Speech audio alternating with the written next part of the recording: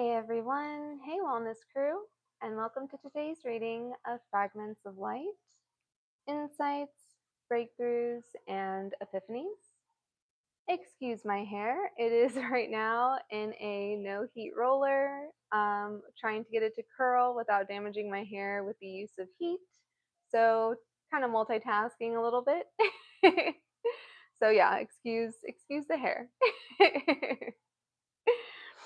All right. Let's get into the reading.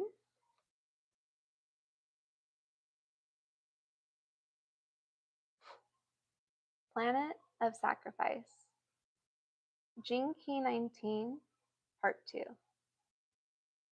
The 19th, 60th, and 61st gene keys, known collectively as the Ring of Gaia, are a part of the mysterious teachings of the gene keys called the Codon Rings. The Ring of Gaia holds many secrets, but particularly secrets around the Earth and its transformation.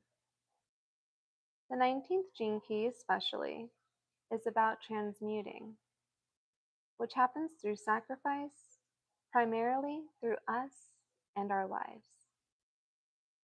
Sacrifice, the 19th gene key Siddhi, is its highest component, is a word that many of us are uncomfortable with. And yet we live on a planet where sacrifice is a constant process. The whole nature of life is to sacrifice itself for something higher to evolve. It is what we do. The highest form of sacrifice is to sacrifice what is lower for what is higher and what is pure. We sacrifice our lower desires on the altar of our freedom and receive the reward. This is how it plays out. Every creature is bound up in this drama of sacrifice. At this stage of our evolution, we have been asked in recent times to sacrifice our personal freedoms and wishes for the sake of the whole and for the vulnerable. It is an interesting parallel that COVID-19 has the number 19, and that sacrifices the Siddhi of Gene Key 19. There are no mistakes in these things. The three Siddhis of the Gene Keys in the Ring of Gaia, the 19th Siddhi of Sacrifice, the 60th Siddhi of Justice, and the 61st Siddhi of Sanctity, play in concert together and are deeply mysterious. As the form of the 60th Siddhi sacrifices itself, a new form, the inner truth, of the 61st Siddhi shines through. With every sacrifice that we make, another layer of inner truth is revealed to us. We start to hear in more and more subtle dimensions. We see more and we become more. The gift of the 19th gene key is sensitivity, and human beings are changing and evolving. Our DNA, our instrumentation, is opening up higher faculties to tune in to the etheric world, which is the subtle world of dimensions that exists behind all things. And we realize that we are connected to all beings through the etheric dimension. Gaia is alive with subtle presences and has many layers of sensitivity. Every creature, every plant, every sound, and every color has a divine presence, a specific, higher, subtle presence, and everything is surrendering itself for the benefit of the whole. This is the game of life, death, and rebirth. This is our planet, the planet of sacrifice. To truly understand the meaning of sacrifice, we each need to contemplate it for ourselves and embody what it means. Life will regularly bring us opportunities to sacrifice an old view for a new view, an old paradigm for a higher paradigm. This is what opens us up to the higher divine currents. When we surrender to a higher impulse and let go of something that previously we did not want to part with, we receive something in recompense, and it opens and expands us. Consider this in your life, and consider each day what you could choose to sacrifice. It could just be a bad word about someone or something that you might have said. But you stop yourself and instead decide to offer it up by choosing not to. That tiny sacrifice is what brings the gift, the beauty, and the pure reward. We sacrifice the lower to something higher, and for sacrifice there is a karmic reward. Divine justice comes into play. This is something that is opening up in humanity, and something to go into deeply. To make these sacrifices willingly on behalf of the whole, so that we break our codependence and come into true interdependence, is truly noble. Magical Thinking, Gene Key 19, Part 3. The teaching of the 19th Gene Key is about a deep spiritual need to worship something beyond ourselves. But at this time of the great change, Gene Key 19 is changing and mutating. This change is happening in the body, and part of the teaching is rooted in human design knowledge and in the human design body graph. The shift is occurring in the DNA of all humans. And because everything in the cosmos is interconnected, it is changing at all levels throughout creation because there are no isolated changes or mutations. They do not exist. A great change is a change throughout the chain of the cosmos, and humans are just one small part of it. Sensitivity is the gift of this gene key, a sensitivity to the trans-dimensional realities, and as we awaken as a species, we are awakening to all the different dimensions and layers. Our new awareness centers open up, and the solar plexus especially truly opens up our potential as a species to live a cosmic interdimensional life. Because of the shift in our DNA and in our awareness. This shift in the 19th gene key is from worship to embodiment. And it is why our old religions, the tribal religions that are based on worship, are declining and falling away, and a new paradigm is emerging.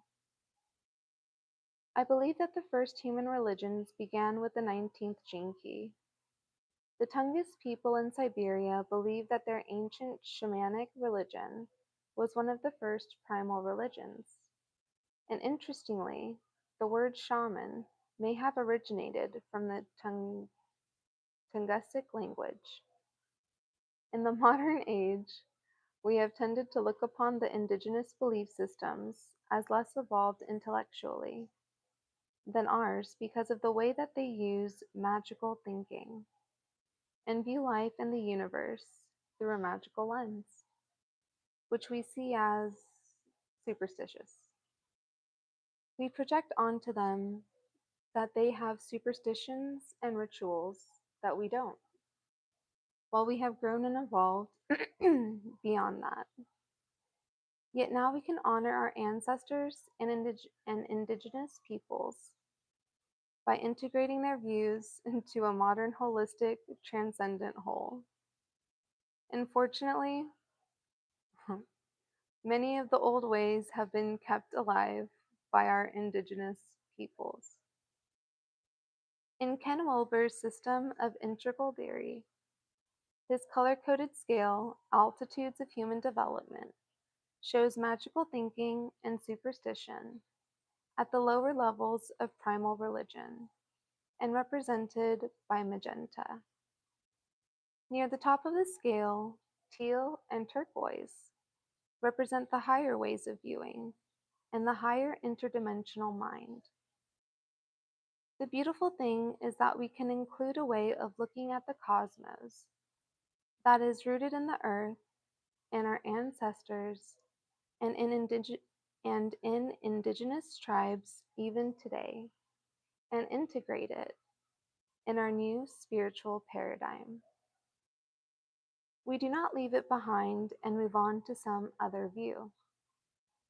Instead, we integrate it, transcend it, and include it, and this is very powerful. The Tibetans have done this in how they integrated their shamanic Bon tradition into their Buddhist tradition. They have ended up with a very colorful, tantric version of Buddhism that is alive and vibrant, and filled with deities and rituals. In this new view, we can integrate all worldviews, not just the Buddhist, and this is where the 19th gene key comes in. This transition is really important. I call it the art of magical thinking because it looks at the universe through magical eyes. This could be misunderstood, but there is a distinct difference between fantasy and delusion and magical thinking. Magical thinking means being able to use the right brain and the creative imagination, while at the same time using our intuition to guide us. So we allow ourselves to think like a child, but we do it objectively. This is the essential difference, because in the times of the old superstitions, we identified with the magical universe and became entangled with it. With the new view, we don't identify with it and instead use the creative imagination in a magical way, integrating it into a higher aspect. So we draw from the Eastern tradition, such as the unity consciousness and non-dual perspectives. But we also bring in another aspect of the right brain, which is playfulness. And we find that we can play in the magical universe. This approach works well with the creative impulse. Whereas some very pure, non-dual traditions do not really absorb it. They are not creative because they come from the Eastern mindset, and they are very pure in that sense. But when you bring in the Western world as well, you have an amazing confluence of all the archetypes that are built into that. So you end up with a completely different spirituality, a rich and playful one. Human beings are just one chain of evolution, and there are many parallel evolutions. The Devic evolution is a subtle layer of life force that surrounds all living creatures and all beings on our planet. And interacting with animals, birds, insects, plants, crystals, stones, the elements, the stars, and everything is the inner world and the playground of the shaman. Theirs is the true magic of using the art of correspondences, seeing the connections between everything, and gaining great illumination through that as a spiritual path. They enter the underworld, the psychotropic realm, to look for insights and then weave it all together. The 19th gene key brings this shamanic path alive, and the shift in it propels us into a new kind of spirituality. Many Devic dimensions and etheric realms exist in the etheric plane. Of the 5 elements, earth, water, fire, air, and ether, ether is the 5th element and the transcendent one.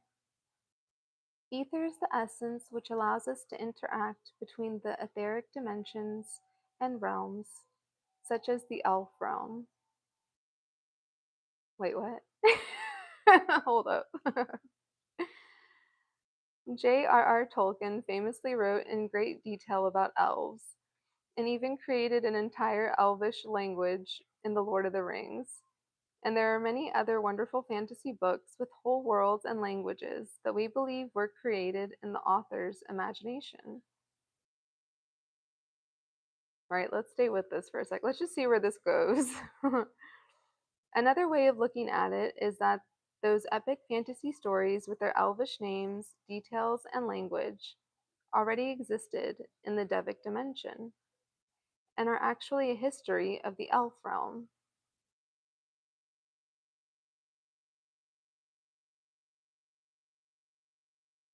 Okay, so again, as with everything, take take whatever you want, from this with you. Whatever you need to leave, leave it. Okay? So take what you will, and whatever does not, suit you, whatever does not fit you, whatever you do not feel like is going to work for you, just leave it, just like with anything. Someone who had that cross species gate of the 19th gene key in their profile would be able to transcribe such things, thinking it was coming from their imagination, and it does. But what if it were actually real? What if fantasy is reality? What if fantasy and reality are merged? The art of magical thinking is where fantasy and reality come together, and it is very subtle. The elf world, I can't quite believe that I'm talking about the elf world, well, neither can I, Richard Rudd, exists in a subtle dimension that generally we can't see, but it has a parallel evolution to the human world. Some people might be able to see it at the times of crossover, when the portals between the realms open up, particularly between the human and Deva realms. This opening and closing of the portals between the realms is often dictated by the cycles of the moon, as it waxes and wanes, and it is how those who know magic or Wicca use the crossing over points to bring information back and forth. Time is the key. Essentially, there are parallel evolutions that exist in different time realms from us. The elf beings that we humanize and call elves exist in a version of time that is different from ours. The elemental beings and nature spirits of the Deva realm are relatively immortal compared to us because their version of time is so different. Again, this is his insights, breakthroughs, and epiphanies. So, yeah, we are talking about elves, but that's okay.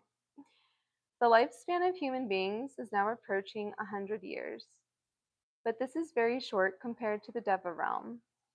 There are legends of elves and humans falling in love, but because the human lifespan is so short and the elf one so long, there is also great longing and sadness woven between our realms. These stories, myths, and traditions emerge from the crossing over points and those who cross over.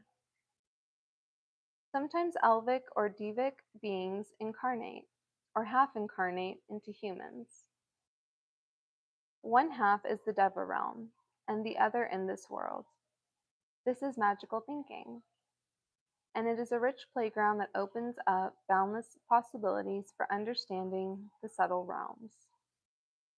The 19th gene key understands the subtle realms, but you have to think in a different way and enter into the realm of fantasy while being aware that it is not necessarily fantasy. Because reality and fantasy are interconnected in a way that we cannot yet understand. In the wider interdimensional mind, there is no original thought, because everything already exists. Our imagination does not invent anything. and whatever we think we have invented already exists in some other form. We bring it into the human realm, and the level of our genius is in how open we are to the subtle dimensions and to the causal plane.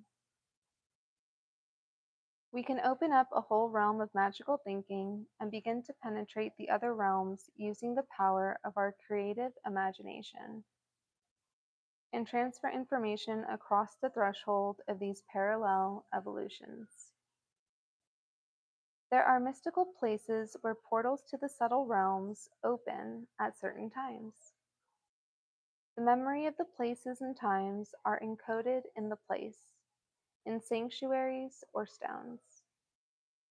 If we are thinking magically, we can be drawn to those places at such times and unlock some of their secrets.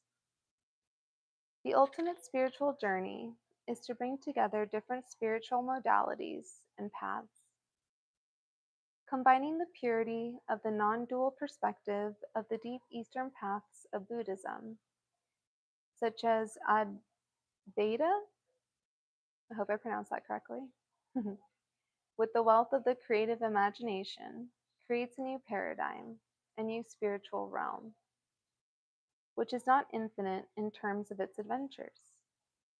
This is why we should not fall for the mistake of thinking that incarnation is an error that we have fallen into and must escape from. We think that we have to free ourselves from the Maya and the illusion, but actually we should be playing in it. We have to become awake and then we can play in it. Becoming awake and then leaving for some higher dimension is not the path of the future. Playing in it and exploring the realms is the way. We are here to explore. We are journeyers, eternal voyagers of consciousness.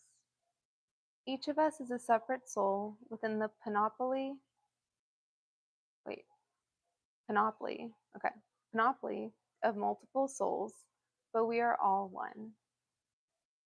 We are also creators, gods, and goddesses.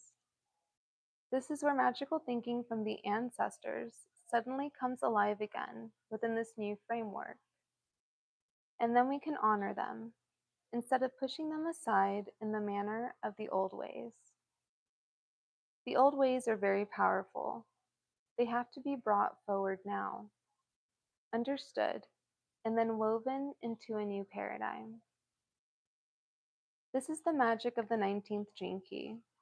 And in the city of sacrifice, we have to let go of the old and the new ways in order to merge them and bring them all into a new world. This new way of being has freedom at the core.